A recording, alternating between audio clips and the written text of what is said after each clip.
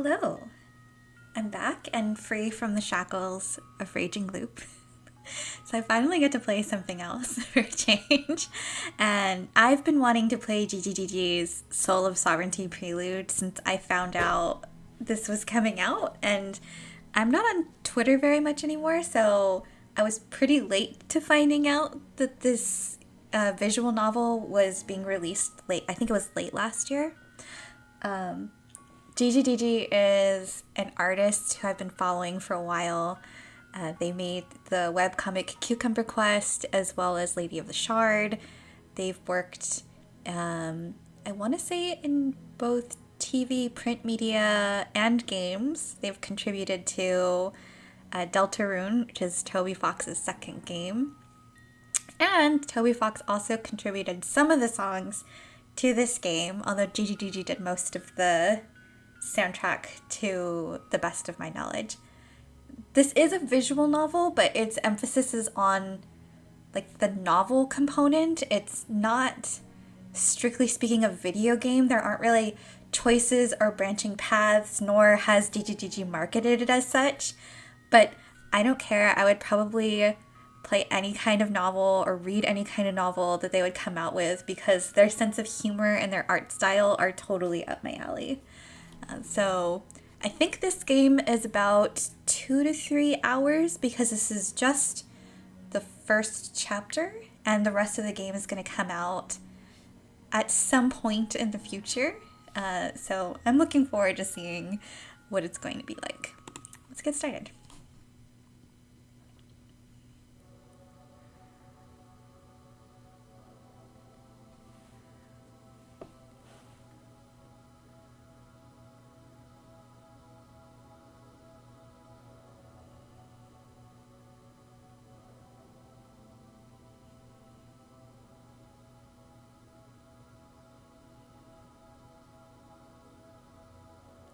Thought I told you to run, kiddo.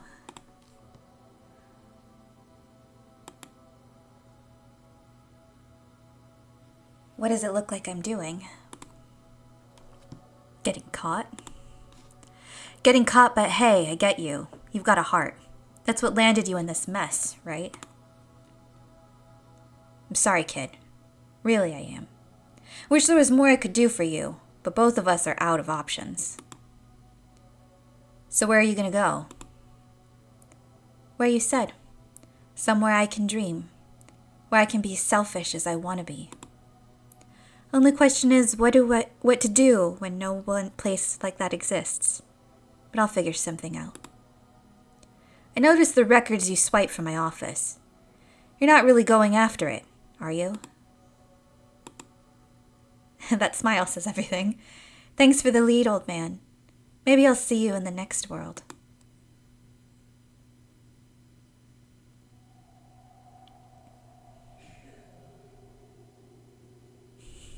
Hello, Arya.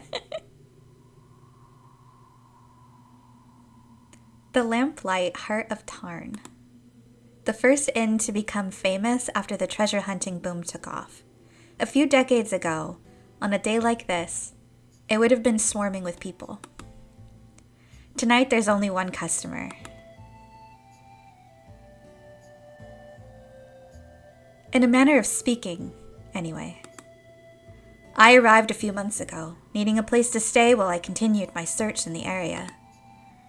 Alma's pride wouldn't let her take money from an old friend, but I eventually convinced her to accept my services instead. Since then, I've been helping her look after the guests here. Guests. Yes. The village is sick and elderly, given shelter from the unkind weather. Not customers. Most were once treasure hunters themselves, but the age for that ended too soon, before they'd found anything to build a life on. Tonight's dinner could be described charitably as soup, or realistically as onion water. Most of our guests chose the latter. Though I normally try to encourage them to keep up healthy appetites, I couldn't blame them for the nearly full dishes I gathered this time. Alma's a terrific cook, really, but I doubt she sees much point in trying these days. Can't blame her either.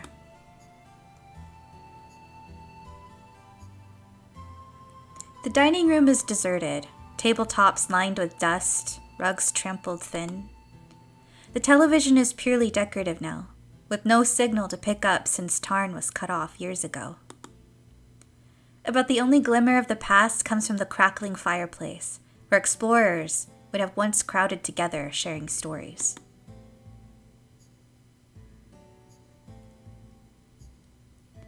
Gonna come down or what? Alma, the owner of the lamplight. She leans against the bar smoking a cigarette. Oh, I didn't see you. You were seeing something. What? And don't say how badly you want me to clean this place up. No. Well, no. But you really ought to consider selling the TV at least. It may be old, but it'll still work in the mosaic. Is that all? I know you, Alma. It just caught my eye. I join her at the bar and set down the tray. Something hangs heavy in the air as we look over the empty room together. Instead, I decide to turn my gaze outside. The largest windows face away from the mosaic, out toward the promise of the new world. I've grown used to the view now. The towering shadows of mountains, empty homes scattered in the snow. Only tonight... Someone's coming.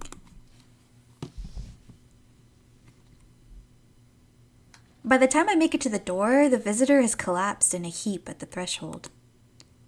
Oh no. Give me a hand, would you? Yeah. Already more hospitable than the people in Raging. Her breathing and pulse seem normal. She does look awfully pale, but I think she'll be all right. Pallid woman. There we are. How are you feeling? Welcome, dear. Ah, Alma's old customer service voice. It's been a while since I've heard that. Will you be needing a room? Or maybe you're just here to dine with us tonight. Room? Then I've made it? This is the lamplight? The one and only? Serving the spirit of discovery since... Oh, thank goodness. I need your help.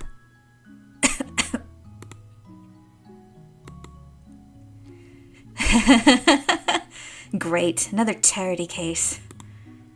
Don't be heartless, Alma. A decent meal is the very least we can offer. Yeah. As Alma trudges to the kitchen, I take a seat across from the stranger. You should know, there's an emphasis on that decent. I wouldn't set my expectations too high if I were you. Oh, I'll be happy with anything. You're too kind. But we haven't even gotten to your problem. You said you needed help? The woman breathes a long, thin sigh. There's somewhere I need to get to. I heard this was a gathering place for treasure hunters, so I hoped one of them could escort me. But where are you headed? Do you know of a ruin near here called the Hollow Temple? Forget it. Alma emerges from the kitchen with a lukewarm cup of soup in her hand. She hands it off to the woman. Waste of a trip, honey. It's a short walk, sure, but the woods are infested. If you're not going to pay for a room, at least spare me from having to report your body to the shield. Alma. What? Better to be honest. I have to. I have to go. I saw it in a dream. The god of that temple visited me and said that if I prayed at the altar, I'd be cured. I've suffered from this illness all my life, and now I've finally been shown a cure. I have to go. And here I thought you came for treatment from the good doctor here. Well, suit yourself. You're a doctor? That's her idea of a joke. You'd be generous to call me a caretaker. I'm not sure how much my humble remedies could do for this illness of yours, but I'm more than willing to try." The woman softly shakes her head. "I've seen 1,000,000 doctors, and not one of them could help me. I know it must sound like nonsense, but that temple is my only hope." "I see. Out of curiosity, have you ever heard how the so-called Hollow Temple got its name?" "No. There's nothing in it." "Oh. For years, people were convinced there had to be some secret hidden beneath the surface, but as it turns out, it's just an empty building." "I'm sorry to say this, but without the promise of treasure, you'd have a hard time convincing any treasure hunters to make the trip, if you could find any here." Then this is it for me. Hold on. I was going to say I'd be happy to go with you." "You?" "I know. You were hoping for someone a bit more suited to the rigors of the road, let's say. The truth is, I've been meaning to visit the temple myself sooner or later. I'll be going either way, and I do intend to get there in one piece, for what it's worth." "Really?" "At the very least, we don't have anything to lose by going together. Safety in numbers and all." "Listen, why don't you give it some thought? Wait, I'll go." "That was fast. Are you sure?" "You're the first stranger who's offered to help me. If this is my only chance of making it to the temple, I have to take it." "Let's not be strangers then. Loic." "Ismay." "Thank you, Loic." Tonight's clear skies are a rarity. Given the urgency of Ismay's plight, I'm not surprised that she wants to go right away. Besides, it's a short enough trip that we should be back before the next snowfalls roll in. "And now you're off to the cold for this random girl? Why am I not surprised? She needs help, Alma. I like to think you'd do the same. Please, some of us know how to look out for ourselves first. You should try it sometime. Thanks for the concern. See you in the morning, all right?"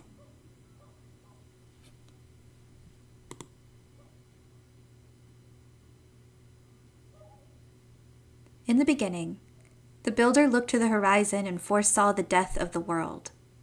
To preserve life, he raised a great tower, a new home for all of humanity, the Mosaic. From the farthest reaches, he gathered every soul together into one most peaceful nation, a perfect refuge from the storm. Ages on, when all had stilled, the people of the Mosaic opened their gates to see what remained and found a ruined land owned by no one. Thus did they set forth to pick clean the bones of the world they forgot. I remember hearing so many stories about the world outside the Mosaic. An endless expanse where the spirit of discovery soared on the wind, inviting the bold. Walking through the ghost town, I can't imagine it. When the first treasure hunters found this place, it was already in ruins. They built it up into a new town, only for it to shrivel into nothing again. All that wasted effort. Every little gust of wind sets the windows chattering in these ramshackle homes. But beyond all this, out in the mountains, I can almost hear the faint voice of my own personal spirit of discovery. Ismay, I hope this doesn't sound rude, but I wonder how that cloak will hold up against the cold. Oh. The temple's a straight shot from here, but we are going to have to walk it. Will you be all right? Yes. You say that, but you're suffering enough from your illness. Please, don't push yourself. Really, I'm fine. Eating something gave me the strength I needed, I think. If you insist, but now that I'm thinking about it. He removes one of the flowers pinned to the clasp on his collar. This is a policia. In the language of flowers, it means fire. That's funny. Is it? I just thought flower language was, I don't know, unrequited love? Things like that. Most people know it that way. In this region, long ago, these flowers were common traveler's charms, meant to ease the cold.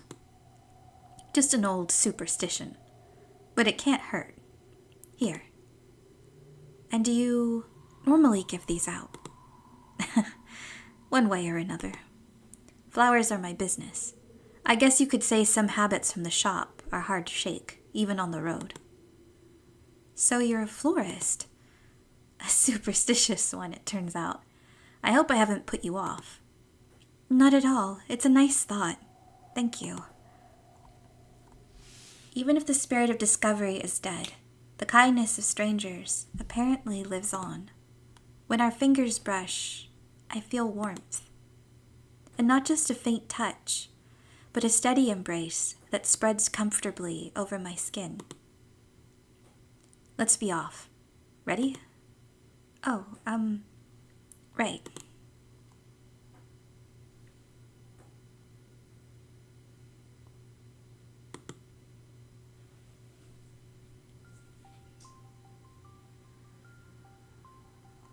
For all my fussing over Ismay, I'm barely dressed for the cold myself. This snow is too thick for the middle of spring. Then again, any ideas about right or wrong with regard to the weather seem arbitrary. In my months at the lamplight, I've come to appreciate the cold. A sudden chill against my face feels refreshing when I know it wasn't decided by committee. At such times, I think there are still treasures to be found outside the mosaic. Do those have a meaning too? My gaze follows Ismay's to a patch of weeds poking through the frost. Dandelions? Sure, mundanity. That's a joke, right? Do you think so? If every flower has a meaning, some of them are bound to be less exciting than others. I suppose. We brace ourselves against a sudden wind. It's a good thing we set out tonight. This time tomorrow, I expect we'll have another blizzard on us. Thank you again, Loic. I didn't think you'd be willing to go so soon. I didn't think it could wait. Maybe not for me, but why are you planning to visit the temple? I'm curious considering it's hollow and all. Oh, did I not say? I'm going for the same reason as you. To be cured, but you seem perfectly healthy. An apple a day. But that's not quite what I mean. I'm not interested in investigating the temple itself, so much as the local flora. I don't suppose you've heard of the glass spell. I'm sorry, I haven't. Perfectly understandable. The glass spell is a very peculiar flower, one said to be potent enough to cure any malady. That's too good to be true? Maybe. It's never been seen, only told of in old writings. If it does exist, it could grow anywhere, and so I search everywhere. And who is it for? Let's not talk about that. In fact, enough about me. Tell me about yourself, Ismay. Huh? There isn't much to tell. I'm not very special. Come now. Not many can say they've been called upon by a god. It's not something to brag about, especially at home.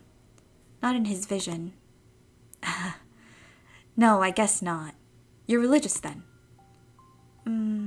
More my family.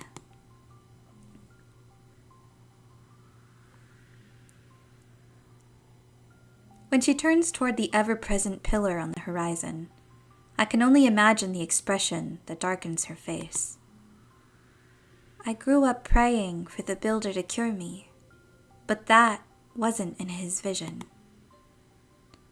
When my family learns I came this far, all at the word of a pagan god, I'll probably be disowned. But alive and well, we can always pick up the pieces from there, can't we? That's true.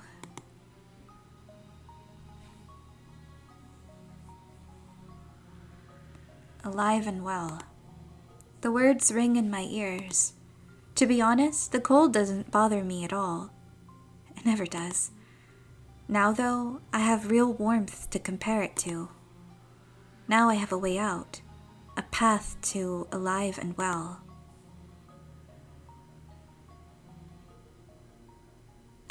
And here's our temple. Can you see it?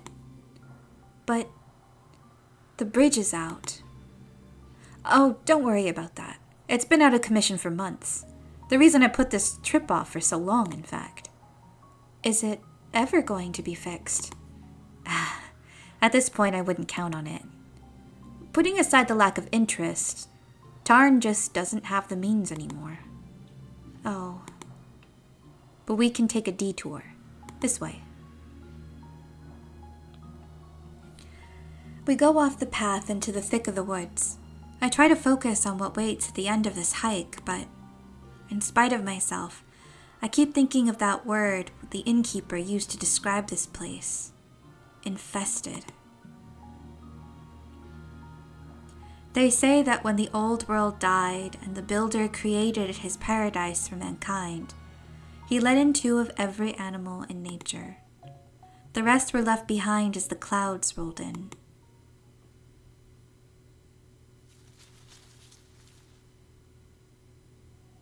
Did you hear that?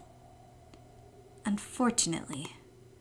You said you had a plan for dealing with monsters, didn't you? Did I? Didn't you? I remember saying I meant to get to the temple in one piece, but a plan... I could certainly try to come up with something now, if you like. Seems like that might be a good thing to do, yes.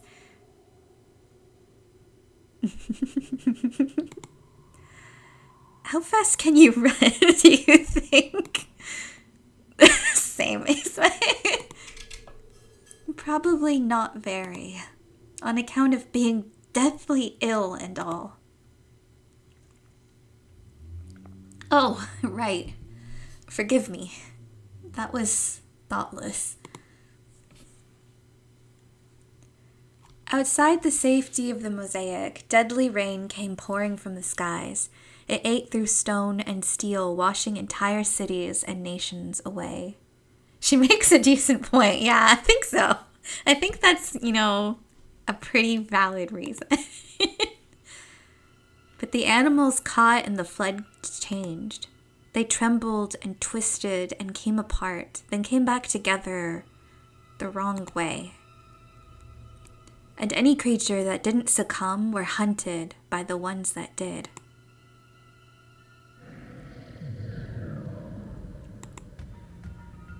Shit! I wouldn't have wanted to cross paths with this thing when it was a normal wolf, let alone whatever the hell this tangle of limbs and mouths is. I guess we're back with wolves. Once I start running, I don't look back. The trees are dense enough to slow it down a bit, but I can't carry on like this uphill. Ismay. The voice comes from behind. When I look, he's stopped next to a fallen tree, trying to shove it out of where it's lodged in the snow. Without a second thought, I double back. 1, 2... We strain against the trunk together, wild, heaving breaths close in. Then the weight shifts.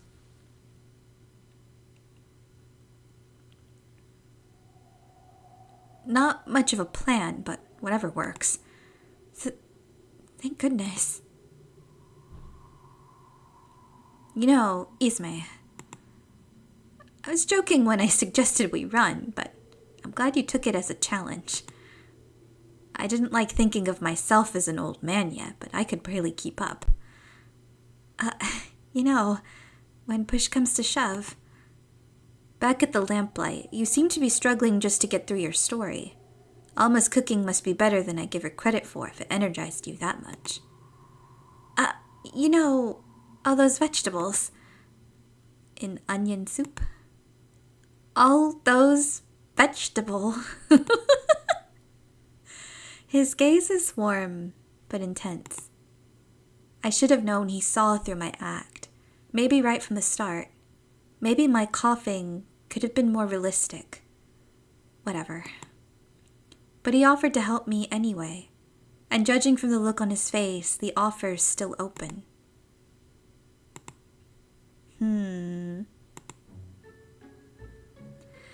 Fine, alright, I'm not sick. That was all bullshit. I had a feeling. But I needed help getting to the temple, and pity works. You were right, I was hoping it would rope in more of a bodyguard. You haven't died yet, so I'd say you could have done worse. Now, what is it you're after at the temple? The greatest power in the world. I'm sure you know what I mean. The sovereignty. I've heard stories. Then you know no one would have taken me seriously if I told them I was actually looking for it. And even if someone did, why would they help me find it? Convince me then. Why should I? Look. You have that miracle flower you're after, right? I'm guessing there's someone you want to save, no matter what. Well, I have that too. The sovereignty is my one hope of a world worth living in. What makes you so certain it's in this place? There was a professor in the Mosaic who researched the legends. I read everything he wrote on the subject. There's no guarantee, but the temple was never really totally ruled out as a lead. I want to see it for myself. And if you find nothing there, then what? Then I keep searching. Isn't that what you're doing? I have to explore every avenue. Maybe most treasure hunters have moved on, but I need this to be real. I'm sorry for lying to you, Loic, but I had to.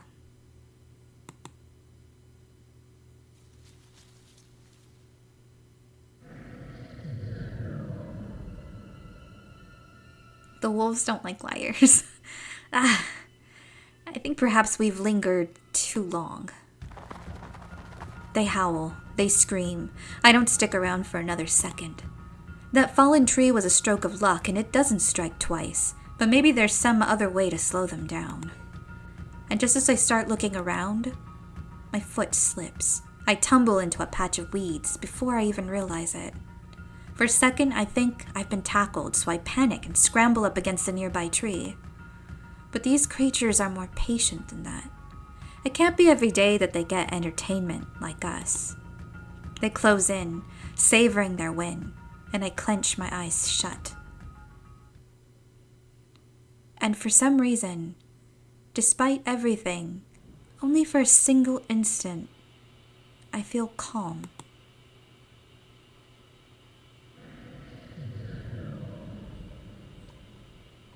When I dare to look again, one of the things is too close. I see puffs of its breath as it leans in, sniffing at my face from every angle. Something about its attitude has changed. It's almost frustrated. Its eyes sear into mine for what feels like forever. Then it pulls away. One by one, the other beasts follow their leader back into the woods until the two of us are left alone. Are you all right? What the hell? I try to stand, but my useless ankle buckles under my weight. Shit. Easy.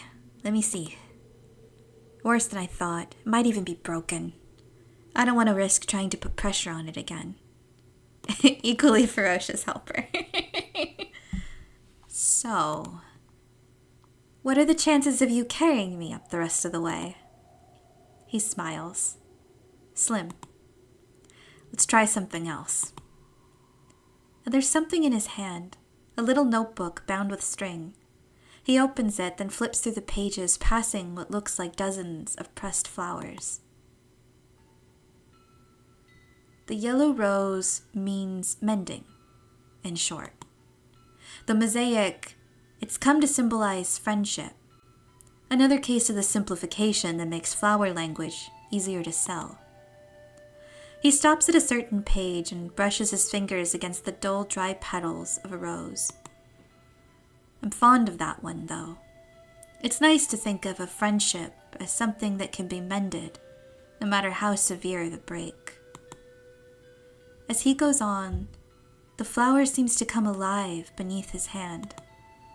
I blink hard. I've got to be imagining it, but there it is, full and vibrant as the second it was picked. He returns his attention to me, and I notice that strange calm again. The air turns soft and heavy, as if warmed by his voice. Take heart. Not all things fall neatly into place, but this will.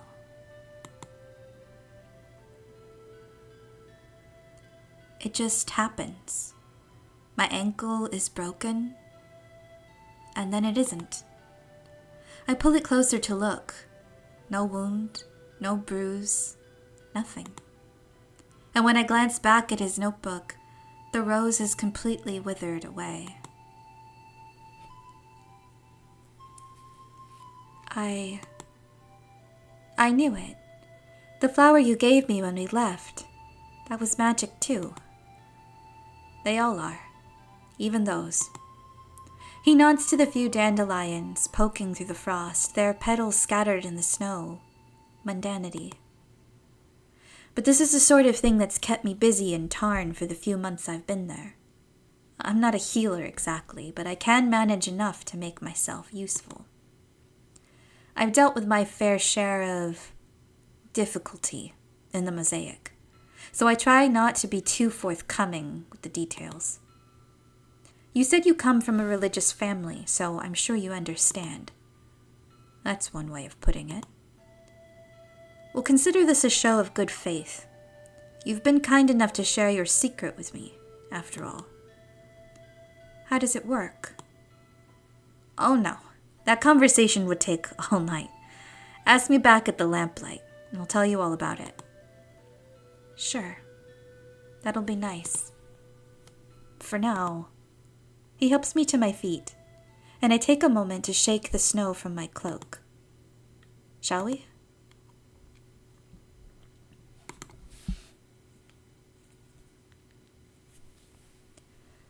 Almighty God of language, lend us your eyes, and we will see truth. Lend us your hands, and we will guard life. Lend us your tongue, and we will speak power.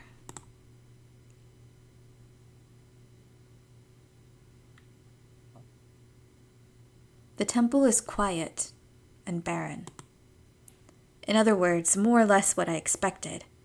Yet stepping through the door sends a chill through me all the same. More than anything, though, I can't see shit. One moment. I have just the thing. Another flower? No, not me. I brought a flashlight.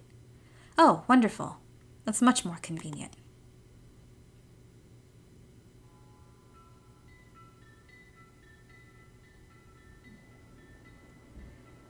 Who is this? I guess the god of this place? Why the uncertainty? Don't you recognize them from your dream? Yeah. The people of Oxend were monotheists originally. Over time, various aspects of their god came to be worshipped as separate entities. This is Tanem, the aspect of truth. Traditionally, you're supposed to confess any acts of dishonesty before their image. That's a lot of stuff to get through before Hollow Knights start. Sorry for pretending to be sick. But I already came clean about that, so I should be all squared away, right? I don't see why not. Really, it's more an encouragement to make amends with the people we've wronged. Let's have a look around. So what was this temple built for? Any ideas? Hard to say. The entrance is the only part that feels anything like a place of worship. When explorers found it, there were traps around every corner. It took years for the path to be opened, even this far. You know a lot. Everyone needs a hobby, though I doubt I'm telling you anything you haven't read. I only cared about the sovereignty could be here. Didn't get too into details. No? But this place was the talk of the tower for years. All the ancient discovery reports on TV. But Maybe those were before your time. Maybe. You haven't missed much then. At the end of all the fuss, they didn't find anything. You could say it put a damper on the whole treasure hunting craze. When everyone gave up because one ruin turned out to be empty? There was a bit more to it than that, but essentially, yes. But I've done enough to lower your expectations, haven't I? Why don't we see for ourselves what they found? The central chamber is pure darkness, almost as though we've stepped into a void, at least until Ismay's flashlight reveals the walls. Plain stone on every side. You know, I actually have my own theory about this place. Do tell. I think it's fake. This room most of all. What we're seeing doesn't exist. It's like a shared hallucination. That's certainly an interesting theory. But you can feel it, can't you? Something off. My footsteps slow. You think it's some sort of illusion then? Not quite. Illusions are new magic. The kind of trick any kid in the mosaic can do. This is something else, something older. Like the magic you've been nice enough to demonstrate for me. You seem stumped. Well, let me tell you something else. I didn't put on the sick girl act for whatever random treasure hunter happened to feel sorry for me. I came here for you. Her voice slowly circles me in the darkness. You had a bit of a reputation back home, didn't you? The Messenger? A normal little flower shop where people in the know could buy magic. I had my doubts, but you did away with those real quick. Couldn't resist showing off to a cute, helpless girl, I guess. And where did you hear all of this about me? I bring my hand to my chest, feeling for a familiar flower pinned there, touching upon a memory. Let's just say I had a reliable source. But I'm sick of talking, aren't you? Why don't we get down to business? I think that'll be a bit hard under these conditions, Ismay. Let's have some light.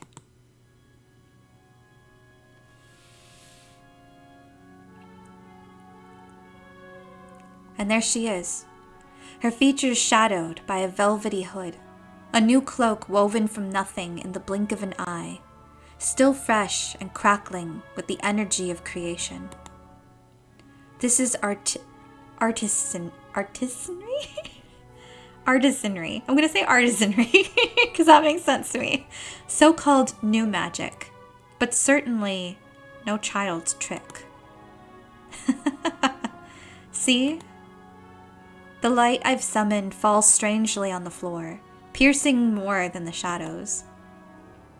Your magic is the key. Even the little spark shows this place for what it really is. You can get me in. But you already knew that, right? After all, you've been here before. I watch my reflection fading in and out of on the impossibly rippling stone. When I agreed to be your escort, it was in the hope of convincing you that there was nothing here. But I badly underestimated you, Ismay. I see that now. So let me tell you the truth. This place fills me with dread. You're right. I've stood here once before many years ago. I felt the same then. I strongly believe that whatever sleeps here should never be woken, whether it's the sovereignty or anything worse. And now that I've done as I promised you, I think I should be on my way. I'm not eager to delve any further into the secrets of the past. Oh, that's fine. I'm not telling you to be eager. I'm telling you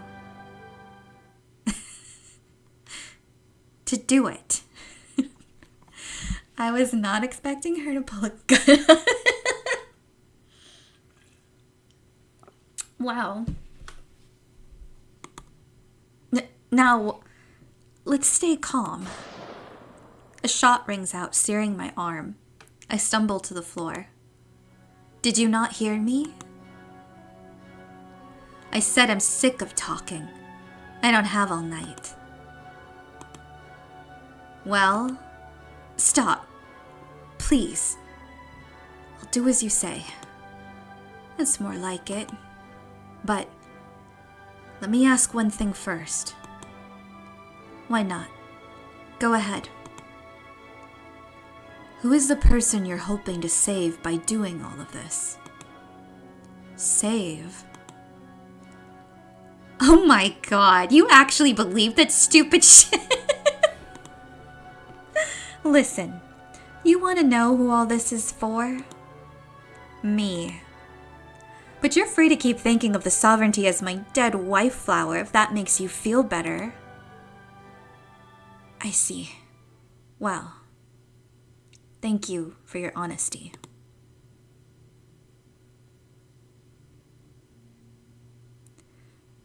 The white dawn's eye, in simple terms, light. Coincidentally, the first flower I read for the man who brought me to this place. I was a boy, lured by stories of illuminating the past, recovering the lost knowledge of the old world. I lent my powers to his cause. Starting to have some doubts about you, same. Then I saw what he was truly after, and I turned my back on him. At least he allowed me that. With some effort, I withdrew my notebook and let it fall open into my lap. If the sovereignty exists here, then it has eluded treasure hunters in the backyard of the mosaic for half a century. Yet only a surface reading of light was enough to shake its final line of defense. Why? A particular page stops me. The sight calls a hazy memory of Tanem to my mind. Not the statue at the entrance, but a smaller image displayed in a relative's home once upon a time. I remember the brilliant sunrose that was always placed in a dish of water before the god, to be ritually invoked as soon as it began to wilt. In flower language, the sunrose falls toward the esoteric end of the scale, its meaning significant only to the followers of a dead faith. It seems to say, only for our people, only for our children. Not for me, I think. You look like you have an idea. Certainly not for this woman. But I feel a deadly brush against the back of my neck as she urges me on. Share with the class?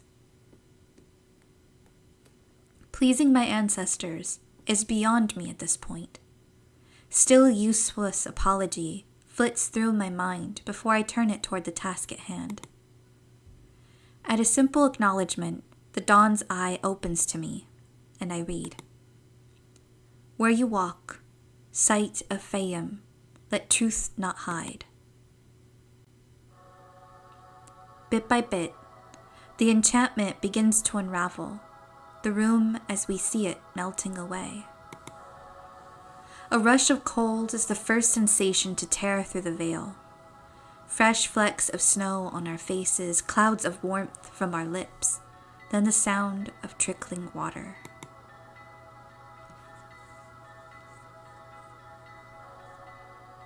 We stand in a courtyard, a fountain blanketed with lilies and vivid shades of pink and blue, ornate on all sides, inscribed with the words of the poet. This hollow temple is the most complete remnant of Aksen to survive into the modern world. But that isn't what I've been brought here for, is it? At the center of the pool stands a peculiar door. Otherworldly light issues forth as a deep, resonant voice envelops us. Children of the Creator, come. Without hesitation, Ismay drops her weapon to the floor and throws herself into the light. But what compels me to approach? I place my hand through the door, and a palpable shift in atmosphere sends me reeling as if from a burn. Somehow, I can feel the massive distance that lies between this side and the other. How many adventurers' hands fell short in the years before this moment? And if what lies beyond really is the power to remake the world, then what have I done? This time, I can't look away. I must steel myself and walk through to a place built not by humans, not even by artisanry, a hall so pristine that every step feels almost improper. A realm divine.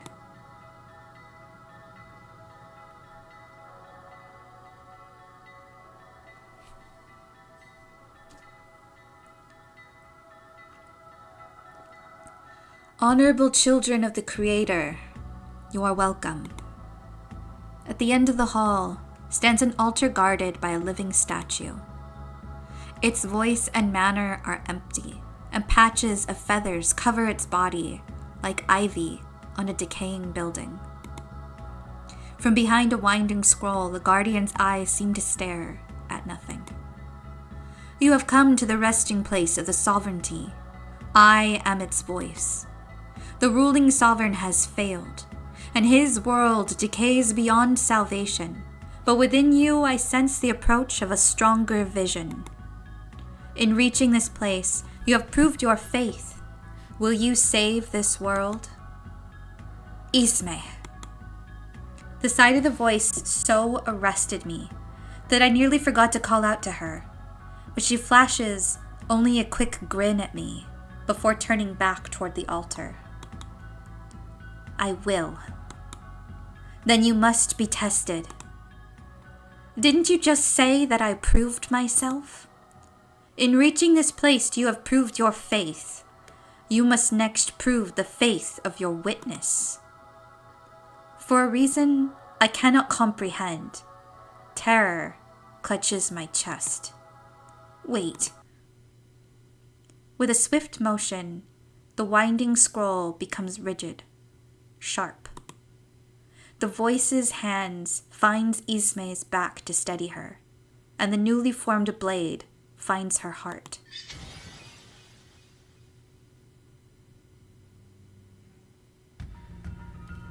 Her face remains contorted in shock as she slumps to the floor, clearly dead, even before I rush thoughtlessly to her side. Isme! Oh God! But the voice watches me with unfeeling eyes.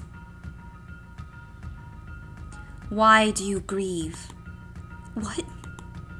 Did you not come as her witness? Say the prayer and she will be reborn. I don't understand. What prayer? A binding of souls, a pledge to usher her unto the seat of the sovereignty, at the cost of your freedom, at the risk of your life. Will you do this? As if it's the simplest question.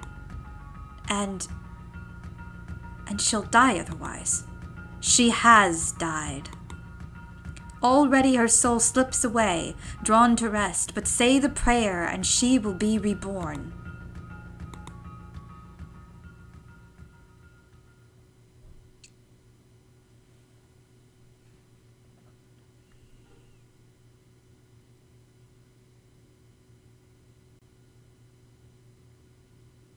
I'll do it. Then speak the words. Restless soul, by sovereignty marked, to you I offer willing hands. Willing. To... The voice's steady tone begins to falter. No. No more of this. Not again. No more. No more. The serenity of the hall shatters. As the voice lets out a terrible cry, I catch a glimpse of its eyes shining with rage and fear. Begone! The spirit unfurls its wings, great banners of flames. I stagger back from the altar, my senses already muddled with the smell of smoke. I can't linger. and so I hurry away, down stairs that twist and buckle violently beneath my feet. Through the gate, trampling the carpet of water lilies, through the halls of the temple, stumbling out into the cold. Suddenly, there's a loud sound, a burst of flame at my back. Then nothing.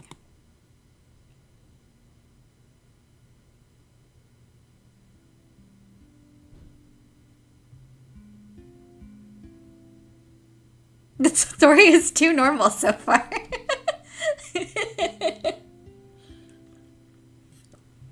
I mean, compared to Raging Loop, this feels pretty normal fantasy.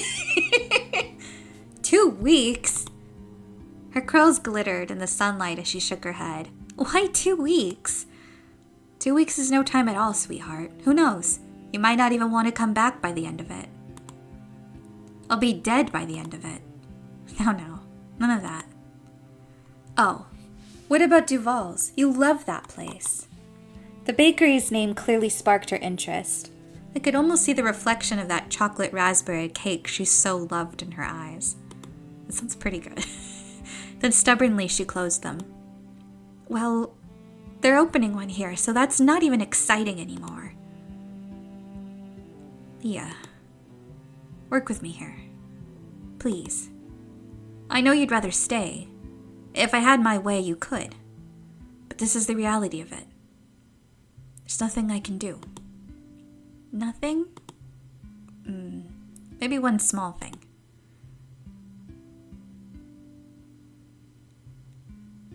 Does this mean skipping 2 weeks into the future? Oh. Finally, a real smile. Matter yields to memory, that two may dwell as one.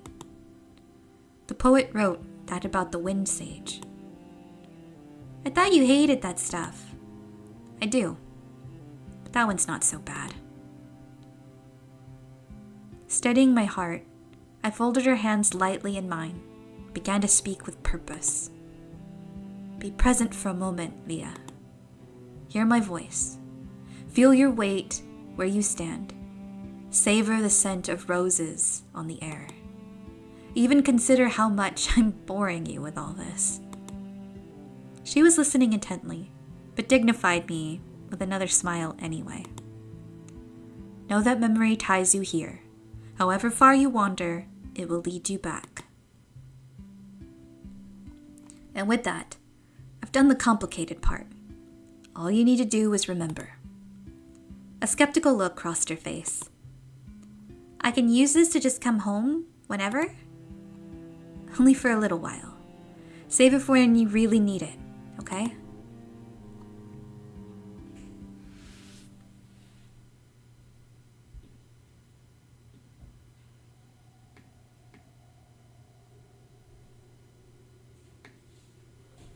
The wind howls.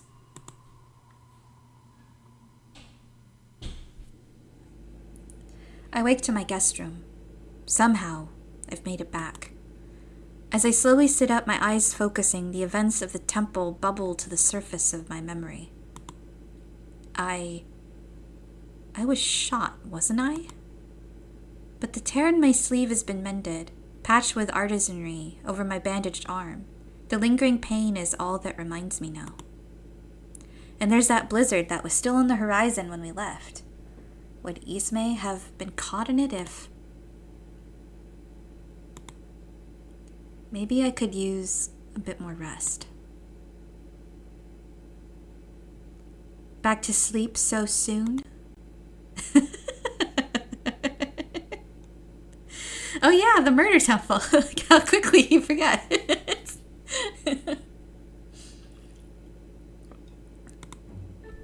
Ismay? How... What happened to you? What do you think? I fucking bit it. You saw what that thing did to me. Well, this is my first time speaking with a ghost. I might need a moment to get my bearings. Well, this is my first time being a ghost, and it fucking sucks. Nobody can see me except you, and believe me, I've tried everything. A binding of souls. I wonder... What the hell are you talking about? The guardian we saw, the voice. It told me to recite a prayer naming you my God, effectively. The way I heard it, that would have resurrected you. What? Wait. What? Ismay, did you not anticipate any of this? Are you joking? I told you the whole reason I went out on a limb was my reliable source. That's so fucking reliable, it turns out. I was expecting the sovereignty to be hard to get. I didn't know this shit was part of the deal. Maybe it isn't. Something happened before I could finish that prayer. The voice went berserk all of a sudden. Then finish it now. How can I? I never heard the whole thing. Now that I think on it, the words I did manage at the altar have already faded, like a dream from my memory. But before I can say this, footsteps approach. Oh, good. You were out for a full day. I was starting to get worried. I did what I could for your arm, but I'm no doctor. Should have just let you take care of it yourself. Not at all. Thank you, Alma. The shield brought you back. A search team went out to the temple after they saw some kind of light there and... Anyway, there's a cop waiting downstairs. I tried to get rid of him, but he's hell-bent on grilling you. Kept asking me about that girl you went with. Hey, what happened out there, Loic? I thought the temple didn't have anything. Certainly not anything worth getting shot over. I'm not sure what happened, Alma. I'm sorry. Still out of it, huh? Well, I'm sorry to send him right up. But he'll get suspicious if I take too long. Don't worry about me. I'll be all right. With a little nod, she reluctantly heads off. Langley. Come again? The cop who's here looking for me. I saw him come in while you were out. A real VIP, I take it. God, no. He'd cream himself if he heard you say that. Helpful to know. What is he then? Right now, a church lapdog. Not that he'll admit to being here on their business. I doubt he even cares. I'm beginning to think I may have underestimated your religious family. Oh, you have no idea. Just don't tell him what happened at the temple. I don't want him to have the satisfaction of knowing I'm dead, even temporarily. Footsteps heavier than Alma's make their way nearer. When the door opens next, a stifling presence fills the room. Loic. Loic, Commander Theodore Langley of the Shield. It's a pleasure to... Let's skip the pleasantries. I've wasted enough time in the pit as it is. Last night, you made contact with a woman calling herself Ismay. Tell me everything you can about her. I see that this is an urgent matter, sir. Unfortunately, I don't have much information to provide. Ismay came to the inn last night, seeking an escort to the temple. She claimed that her life... Yes, I heard all that from the innkeeper. What else did she say? Anything about who she was, where she came from? Nothing, actually. She was very quiet on our trip. After a few failed attempts at small talk, I decided to leave her be. And the temple. What happened there? I don't know. Just before we arrived, she pulled out a gun. I thought I heard her telling me to empty my pockets, but I was already frazzled from the journey. Well, she's dead, tired from being stabbed by a god. Without thinking, I ran. That was when she fired at me. I blacked out, and the next thing I knew, I was here. I do my best not to acknowledge Ismay's approving grin. When was the last time I had to lie so boldly? To an officer, no less. Ah, right. The search party found this at the scene. Look familiar? Yes, that's... Wow, this is the second time he's had a gun pulled on him. Ha! Relax. Convincing enough to the untrained eye, I'll give her that, but it's flimsy work. Like all her constructs, I doubt it could have fired a second shot without falling apart. He pulls the trigger, and the gun shatters into light. Like so. Punch him. Only a joke, I know. But then, what is this discomfort that falls upon me as she says it? That girl likes to call herself a master of illusion, as if that means anything. Artisanry without substance, without discipline. The best she can manage. My breathing grows deliberate. It's only when I become aware of my efforts to calm myself that I realize how tense I am. Certainly he's less than friendly, but was Langlei's voice always so aggravating? No. My exhaustion is to blame. But another voice rings clear in my mind. The voice of my new sovereign. Go on. Get him while his back's turned. Better yet, smash him with that chair. I am not myself, though I desperately will it to remain at my side. My trembling hand reaches out. Please. I say it without thinking. A strained whisper. Oh? Oh, what's this? Wait, you said something about naming me your god, and now you have to obey me? Is that it?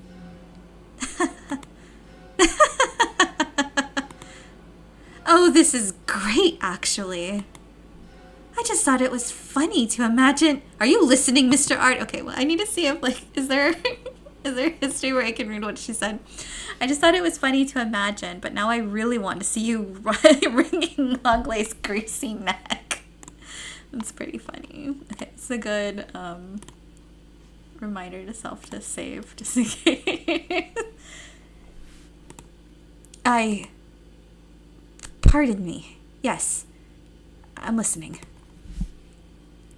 All at once, that oppressive feeling recedes. I still cling to the chair, more to brace myself. No, I can't throw away a perfectly good pawn now. You and I still need to make this official, don't we? All right.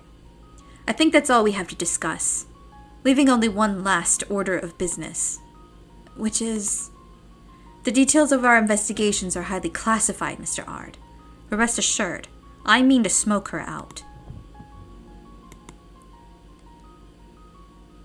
Don't care, out of my way. Who's coming? What? Commander! A young officer throws the door open, shoving her way past the temporary guard. What in the hell? Commander Langlais, sir, please, is it true you're going to destroy it? We're done here. Sir, wait, you can't. We've barely even... Wait! The officer follows Langlais back through the door. I hear their footsteps thundering down the stairs and out of the lamplight. Ismay drifts toward the window, listening for the frantic voice until it becomes too distant to make out.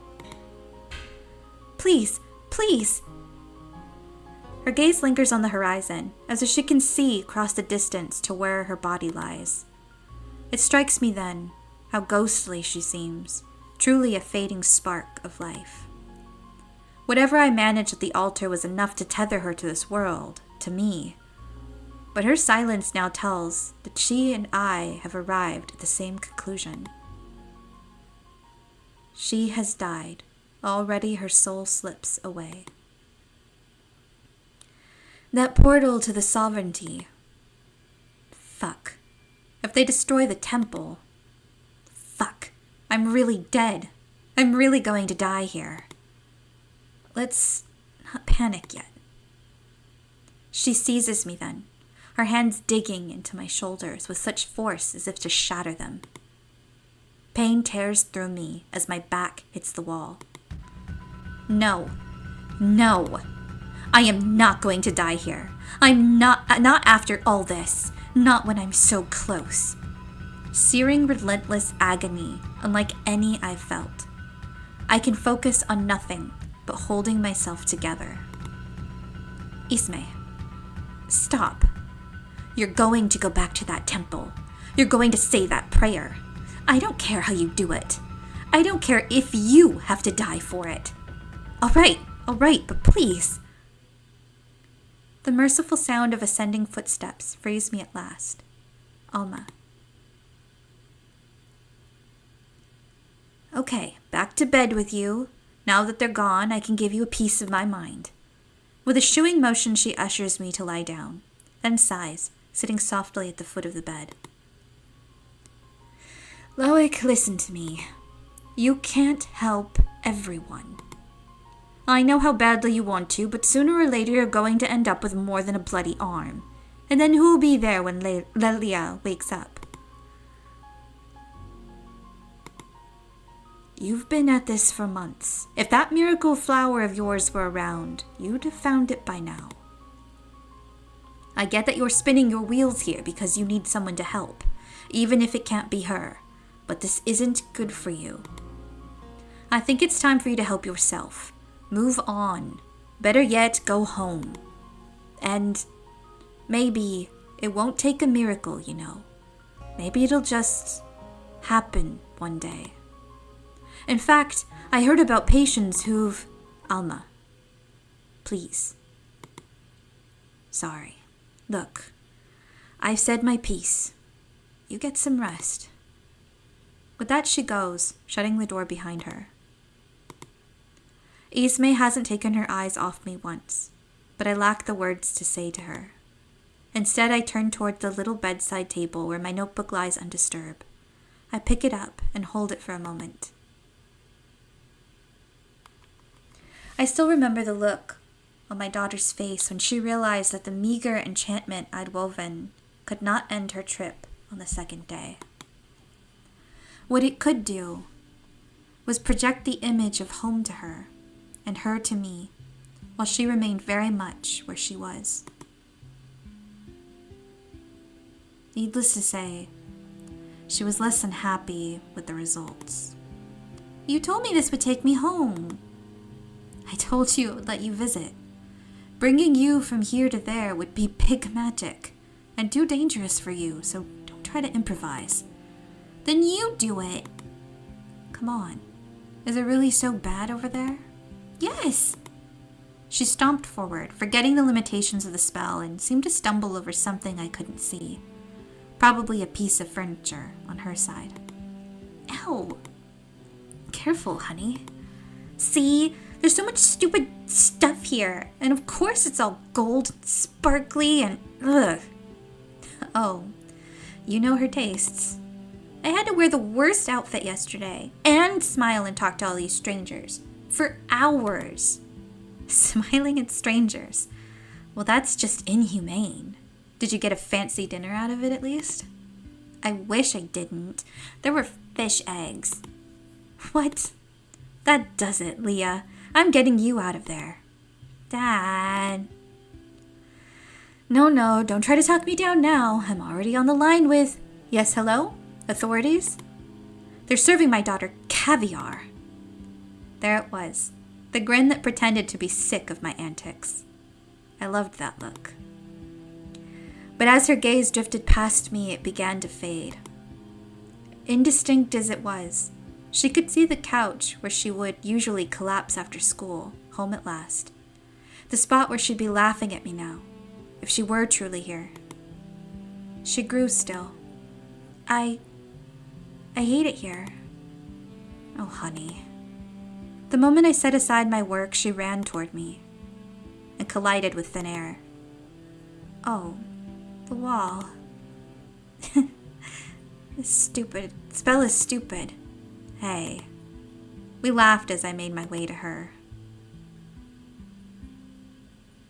It can do this at least. I miss you. I miss you more. But hang in there for a while, Leah. You'll be home before you know it. I promise. My skin prickles painfully under Ismay's glare, reminding me of where I am. But my eyes remain fixed on the notebook. I could return home. The sage alone wouldn't do it, but joined with one or two others, I could be back to the shallow comfort of the mosaic in an instant, too far from that doomed temple to do anything about it. Even if Ismay followed, a death would claim her before long. I tucked the notebook away into my pocket. Let's go, Ismay. There's another route we can take.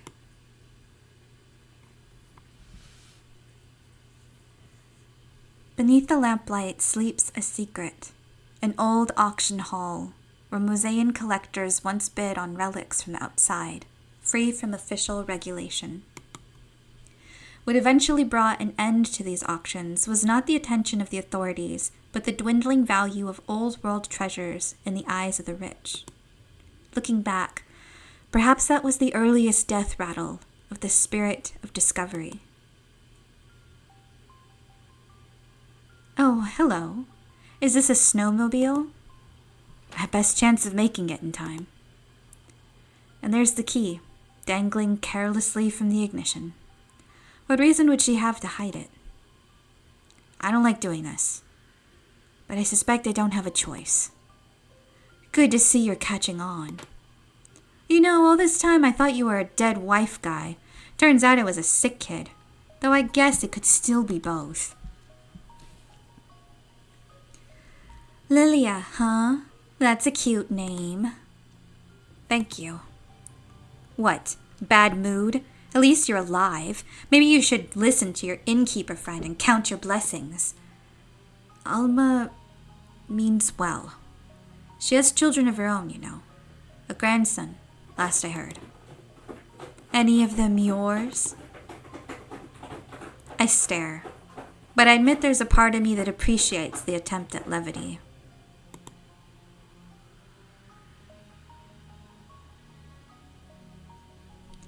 When I last came to Tarn, I was still a student. Alma was running the lamplight, even then, at the end of its heyday.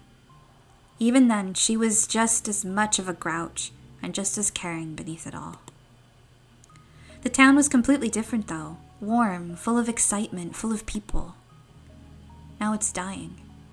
Anyone can see that. Alma's kids moved back to the mosaic as soon as they were old enough. But she's still here, clinging to the warmth of those old days, I think. She's always treated me like family. She never let me say it, but I could work at the lamplight for the rest of my life and never repay the debt I owe her. And bless her, she is a bit of a hypocrite. At the end of the day, she has her own stubbornness, just as I have mine. What the hell does any of that have to do with me? Nothing. But thank you for listening. I needed to clear my head. We're almost there. Almost. A pillar of light, absent on our voyage out, pierces the distant sky above the mountain. Little wonder the shield came running, if this is what they saw. At the hollow temple rises into view, so does the great shadow hovering beside it, a shield airship, Commander Langlay's very own. I pull over at the broken bridge, helpless to stop what comes next. I thought that's what the other officer meant. Of course it was impossible for us to outpace him. Still, I hoped, naively, that the commander might have shown restraint, if not respect, for the history of the place. Amid the smoking rubble, I find no trace of that peculiar light. It's not over yet. There might still be a way. Ismay? She says nothing, as though the very will to speak has left her. Ismay, let's not give up here. Can she even hear me? Perhaps the far-off hope of returning to the Sovereignty's hall was the only thing sustaining her. Perhaps the call of the rest has swayed her weary soul. Either way, her time is drawing to an end. I take the notebook from my pocket. Countless hours spent lingering over one particular flower have formed a slight gap in the pages. These days I can find it without looking. There was a part of me that thought like Alma, that you just wake up by some twist of fate, even without a miracle cure. That was why I took this along, so that I could be with you as soon as you opened your eyes, cry with you, no matter how far from home I was. But that just won't just happen, will it? So, let matter yield to memory. Let the sovereignty's guardian hear my voice, and its hall meet me where I stand. Let distance be no obstacle, if only for a moment. And please, let it be enough. I silence my desperate heart and focus. By even one visit to the sovereignty's realm, memory tethers it to me. It's a faint connection, a spider's thread catching sunlight, but just enough to follow.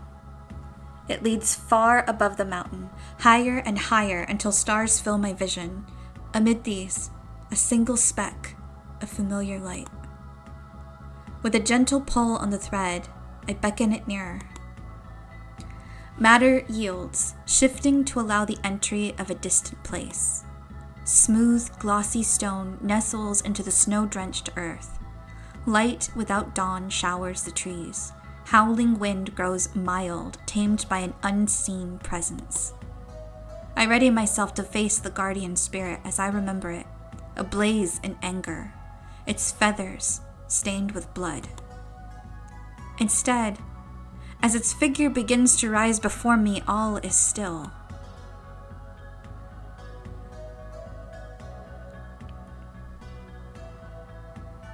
Ismay's corpse lies not at the floor as I expect, but cradled in the arms of the voice itself. The creature hangs its head placidly, as if lost in thought. Upon noticing my half-there presence, its mouth opens in surprise. You have returned, by Fayum's gift. Voice of the sovereignty, I come as Ismay's witness. Give me the words, and I will pray. Why? Her time has nearly expired. You may yet retreat from this place and be free. But I won't. Please, give me the words. She has deceived you, injured you. She has brought nothing but misfortune upon you. Understand that in doing this you surrender to her will until the end of this world. I wonder how much you know about me, or about the circumstances that led me here. Perhaps more than I do. Even so, let me explain myself. About a year ago, my daughter fell ill. Her affliction has no cure. I left home in search of a miracle, which I have yet to find. Her smile is all I have, and now I must reckon with the possibility of never seeing it again. I don't know what to do with myself. I've tried to be a helping hand in Tarn, but Alma's right. It's a bandage over my grief. I think this is no different. Even if my daughter can't be saved, even if the glimmer of hope I've been chasing is a fantasy, right now, I beg you, let me at least have the comfort of saving someone. Even her? Whoever Ismay was before we crossed paths, I have no idea. But nothing she did to me, however wrong, was deserving of death. And what a horrible way to die. Ismay returned to her home planet during Loic's story. The sovereignty is the power to remake your world. Consider the world she will make. Can it be so much worse than this one? An uneasy silence stretches on. I can hear the monkey's paw curling.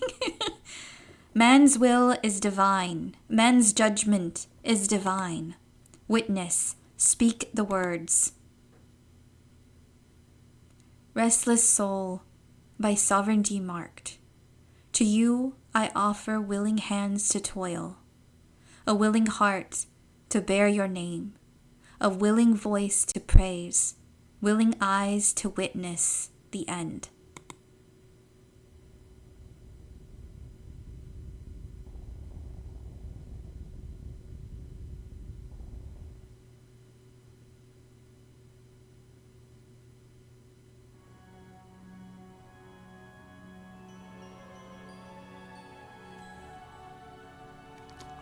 To avert the death of the world, the builder raised a great tower, a new home for all humanity. But the true death of the world had not yet been born. She had not yet reared up over the mountains, crowned in the glory of dawn. Her gaze had not yet pierced the hearts of the shield and sown fear in their depths.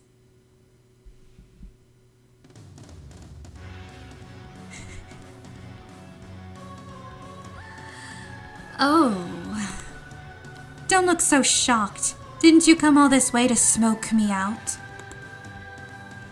Where's Sus? Ismay is totally Sus's kind of character. This is the shield. Dispel this construct at once and... I know exactly who you are, Theodore, but I guess you're still confused about what I am. I am a god marked by the sovereignty. I am light and hunger. I will devour this world. But there might be a place for you in mine. We both know how good you are at licking boots, Commander. Feel like giving these a taste? Open fire. Hear me? Fire. Now. At Langlei's command, a burst of cannon fire rings out. But the assault falls like snow. Soft, then still, emptied of purpose at the unseen touch of the divine. A gentle lift of her head sends the onslaught soaring back. God, help me. What have I unleashed?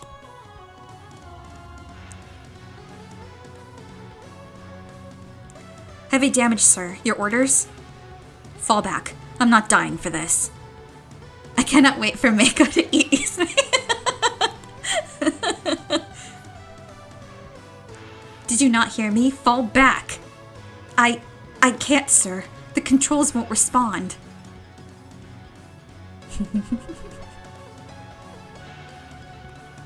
Delicious.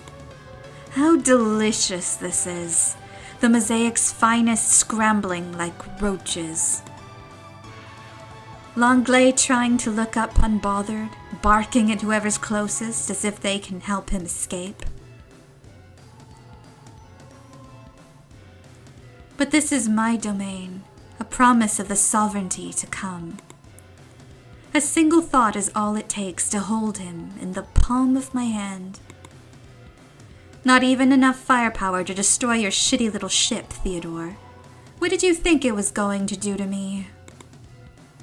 He says nothing, but I can hear the stream of curses sloshing around in his skull.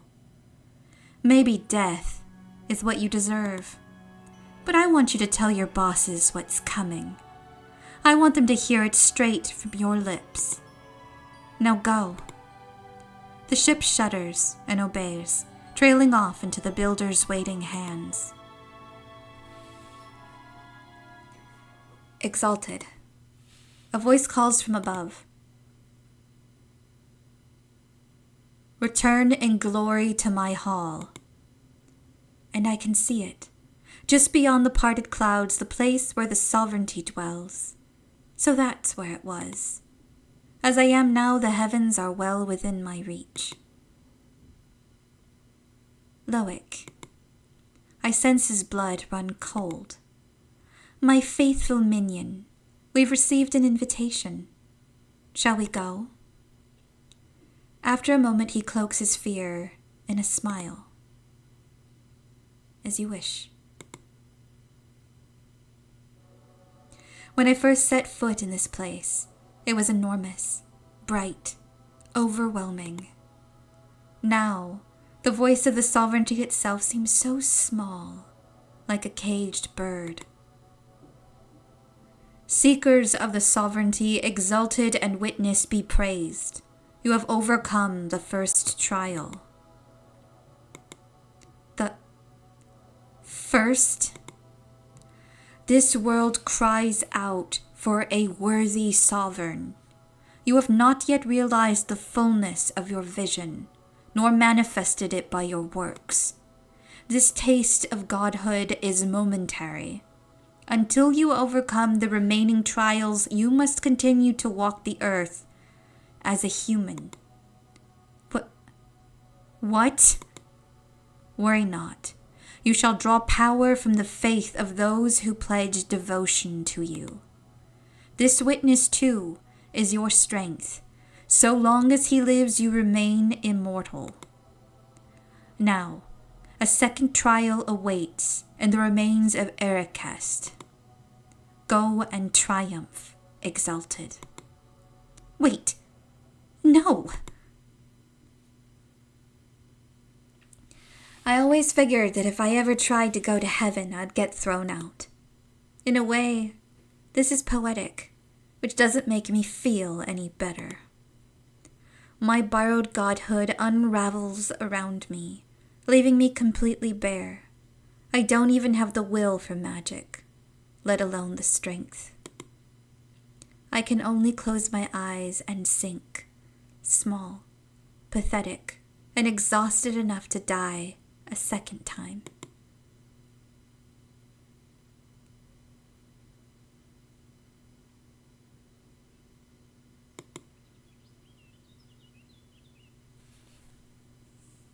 Ugh.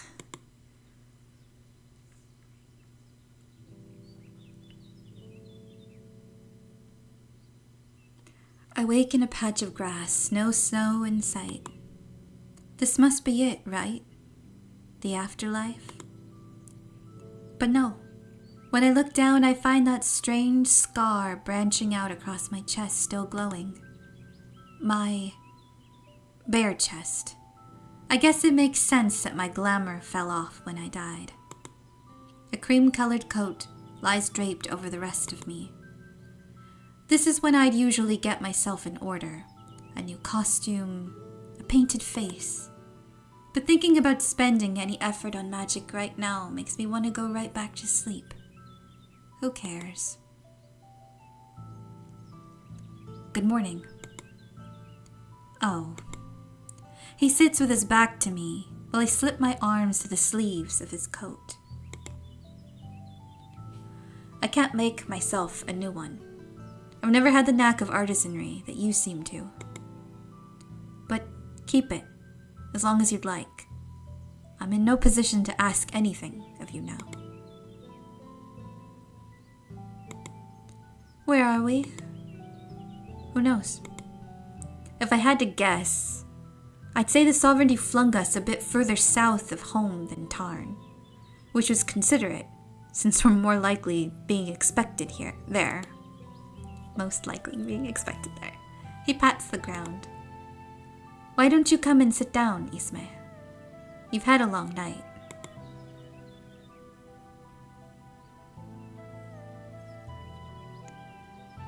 Why? Why? If you're asking why I revived you, I had a little conversation with the voice about that.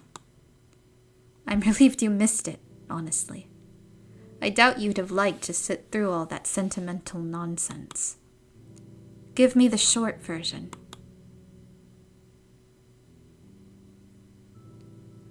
I wasn't prepared to watch someone die.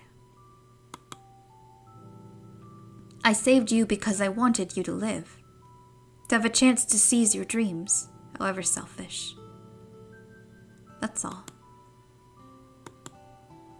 But if I can disappoint you a bit further, I don't believe that everything you told me on the way to the temple was a lie. About the person you wanted to save with the sovereignty, I mean. even if it was yourself, then you're an idiot. That's something I can live with. I've already told you what I want. If you didn't believe me, that's on you. And from now until the day I remake the world, you serve me. Don't expect any pity just because you tricked yourself into it. But if you make yourself useful, I don't see the harm in keeping an eye out for your sick kid flower along the way. Very kind. How shall I make myself useful then? Don't ask me that yet. I just want to sit here for a while. Then that's what we'll do.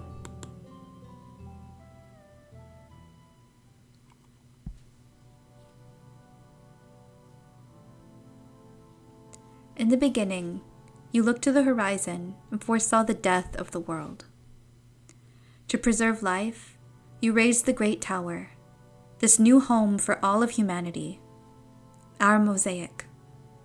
From the farthest reaches, you gathered every soul together into your embrace. But now,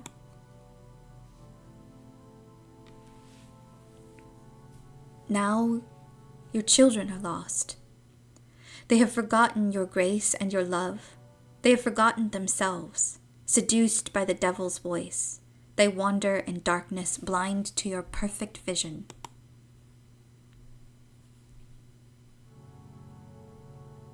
I ask now that you let them see. Let them behold you in your glory as I have. Return to us. Why does it autoplay sometimes? Pause, please. Where were we? Let them behold you in your glory as I have. Return to us and set your world right. Please. O architect of our refuge, Lord of peace.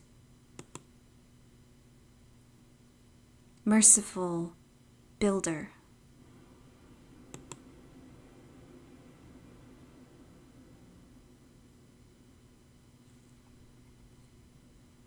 To be continued. Wow, we made it to the end of the prologue. That was really good. I wonder... I mean, Ismay has to have some kind of history with the builder. Their stories have to be tied together. They even look kind of similar. Like, they're both blonde. They have similar looking blue eyes. That's fascinating. I really love the characters. Ismay is unhinged in a very fun way.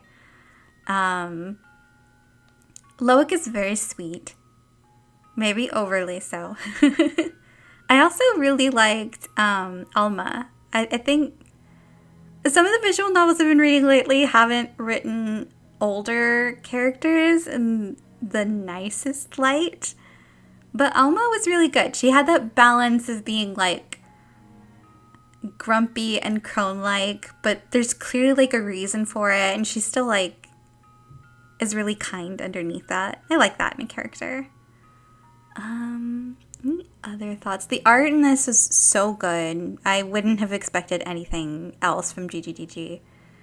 It's a very interesting painterly style, and the music is gorgeous. I'm really looking forward to playing the rest of it, even if only to listen to the soundtrack in its entirety. I don't know if the soundtrack is available anywhere yet, but I hope it is, because I'm really liking it so far. Okay, well, I mean, that's all that exists of this game right now for the public, because they need to finish making the rest of it and then release it. So I don't know what I'm going to be playing next. If I want to commit to something longer, if I want to do a visual novel, or if I want to play an RPG, I don't really know.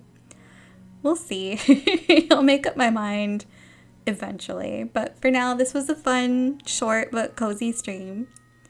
I'll get the VOD of this posted to YouTube later. I'm probably going to think about this game for a while. It was really fun. I hope everyone else who is watching enjoyed it too. And I'm going to go to my wrap-up screen now, which is probably where I should have been. Oh, already. But thanks, Arya, for hanging out. Anyone else who might have been lurking, I don't know for sure when I'll next stream. I might stream tomorrow, or I might come back next Friday, like I usually do. We'll find out. Otherwise, I hope everyone has a good rest of their evening. Take care. I'll see you next time. Bye.